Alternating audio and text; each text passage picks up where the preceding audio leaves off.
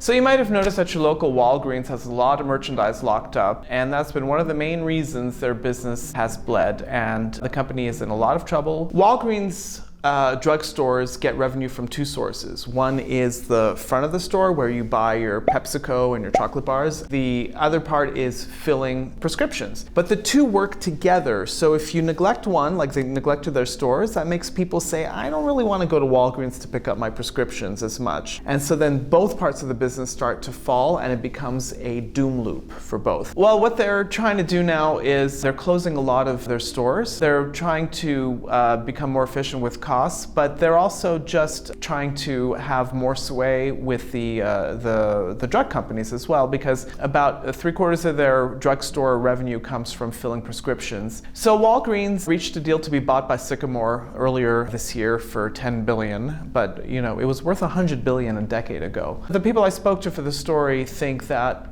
going private will allow Walgreens to make those tough decisions, but one of the things that they have to do is reach a new agreement with the drug companies and fix those reimbursement rates, and being private will allow it to do that better and more easily. I think one of the things that sort of surprised me, or I was reminded of it, is how much history this company has. It goes back to the 1920s. By the 1930s, it already had 500 stores and was in many major markets. They pioneered the drive-through pharmacy, and it just shows you how far a company can fall, a company that was once so innovative and leading, and a few missteps, and they're really on a tight wire now, and we'll see if they make it.